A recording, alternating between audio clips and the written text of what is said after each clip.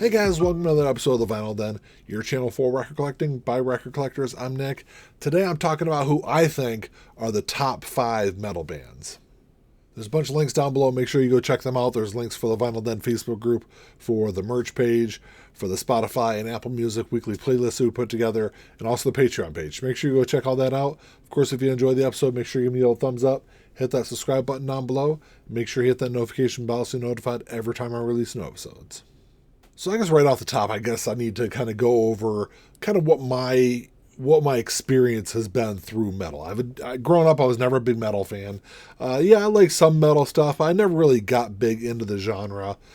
And then over the last couple of years, I have kind of made it an effort, more of an effort at least, to kind of go back and listen to a lot of the metal that everyone's loved over the last 40 plus years, and I've discovered that I actually enjoy a lot of it, but I have found some kind of recurring themes in a lot of metal music that I just can't listen to or don't like, but I guess I'll kind of get to some of that because there is one of the bands I've got on my top 5 that I'm not really a fan of for one reason, and it's kind of like what I'm saying is that kind of recurring theme that I've seen through a lot of metal music that I just don't like, but I do, or I have to kind of pay my respects to that one band because they have been such a huge band in metal for decades.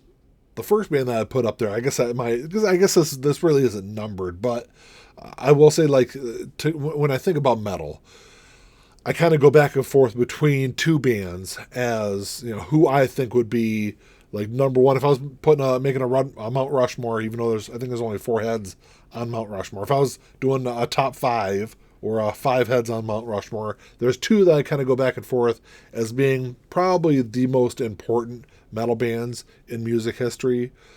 I kind of decided on number 1 being Metallica, just because they were the big band. I guess probably the best way to put it is there wouldn't be metal in the mainstream for 40 years had it not been for Metallica. And even in 2023, you're seeing how big of a band they are when you put them in a show like Stranger Things.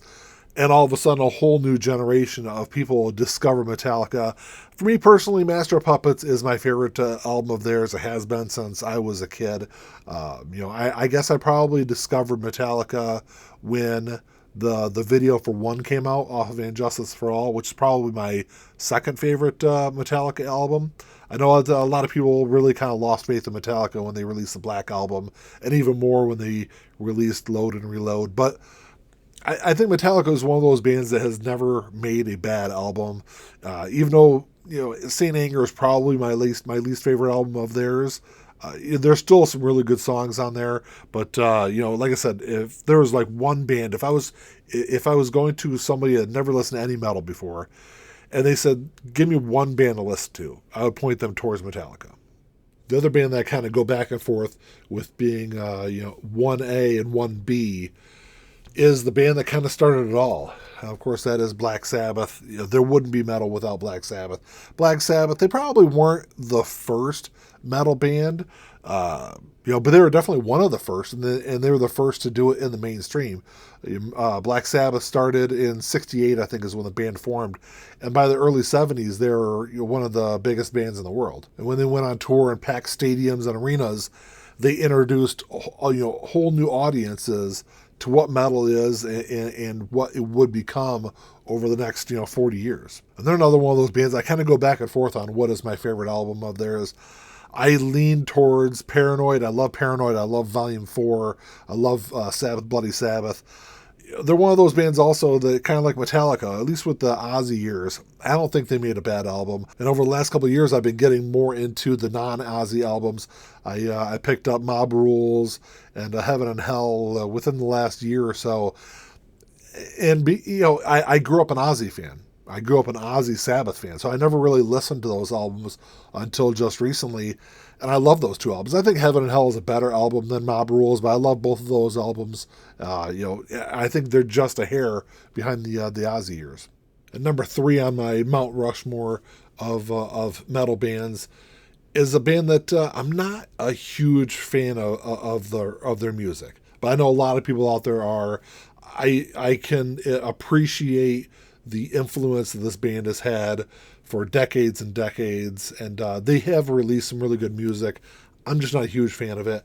And that is Iron Maiden. Iron Maiden, when Bruce Dickinson joined Iron Maiden in 1982, and they released Number of the Beast, it like launched Iron Maiden into the stratosphere.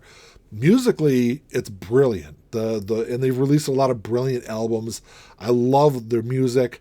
The thing that kind of gets me with Iron Maiden, it's a thing that I see a lot in metal, recurring over and over again over the last several decades, is this like operatic vocals that Bruce Dickinson does, and a lot of other metal bands do. And that's the one thing that kind of stops me from being an Iron Maiden fan. But they're definitely one of the most recognizable metal bands over the last 40 plus years, and they probably have the most iconic and recognizable mascot of any band and any genre of music. So they definitely have all that going for them. Like I said, I love a lot of the music. It just when Bruce Dickinson gets up in that operatic range, that's where I kind of draw away from it, and it's kind of where I kind of lose interest in some of their stuff. I know people have issues with singers, and that's kind of like my one thing is that operatic thing. I know when I talk to people about Greta Van Fleet, I love Greta Van Fleet. I love a lot of their music. And that's one thing a lot of people say about Greta Van Fleet is they don't like the vocals, which I get because, like I said, I like the music of Iron Maiden. I just don't love the vocals. It's not like it's like nails on a chalkboard kind of thing. It just, I love some of the vocals, but when he gets up in that higher range, it's kind of where I have an issue. The next band had a really interesting evolution from almost kind of a glam metal kind of thing in the late 80s to what they would become in the 90s, which there for a while, they were one of the biggest bands in the world. I saw this band live, and I think it was like 95 or 96, and it was hands down one of the best concerts I've ever been to. But the band is Pantera, and with Pantera, they have, I think the thing that really helped them is the fact that they had, hands down, at least in my opinion, the greatest guitarist in metal history. Dimebag Darrell was absolutely phenomenal. His guitar work across the Pantera albums are great. I kind of go back and forth as far as my favorite Pantera album. Is it Far Beyond Driven? Is it A Vulgar Display of Power? I decided to kind of fall on Far Beyond Driven. I saw them on this tour. Like I said, that's why I didn't remember what year this album came out and what year that concert was. But it was like mid-90s. The album came out in 94, so it was probably 95 when I saw them on tour.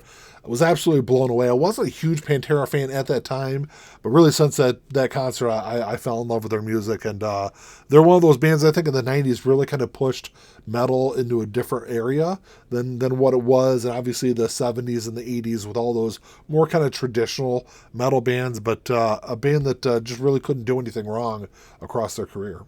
So with this last one, this is kind of where I'll probably get a bunch of hateful comments, because I could have went in a bunch of different directions.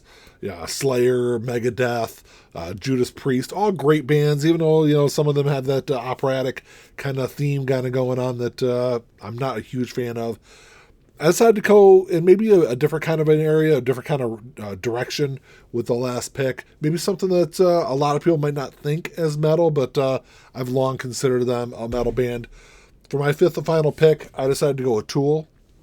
Another band that I think the thing that kind of hurts Tool is they really haven't been all that prolific throughout their career. Only released a small number of albums. What is it, 4 or 5 albums they've released over their career? But the quality of those albums and the quality of those releases are just unbelievable. I discovered Tool shortly after their debut album Undertow was released in 1993. Sober has long been one of my favorite songs of the 90s. It's a great album. As far as like their best album, I kind of lean towards Anima. I think Anima is a fantastic album from beginning to end. Probably one of my top 5 or 10 albums of the 90s. It's just, it's one of those albums that even, 20 plus years later, 25 plus years later, I still listen to pretty regularly. And they kind of continued on from there. Lateralis, I think, was a really good album. Was it 10,000 Days, I think was the next album or something along those lines. I don't remember I wasn't a huge fan of that album. I think I only listened to it once. But Fear Inoculum also, their latest album. just kind of falls in that same track. Like I said, not a whole lot of output, just 5 albums over, 30 years now, but, just really great quality music. Well, that's all I got for you today, guys. Thanks for checking the show out. As someone who's slowly gotten more into metal over the last couple of years, I'm interested to see what you guys think.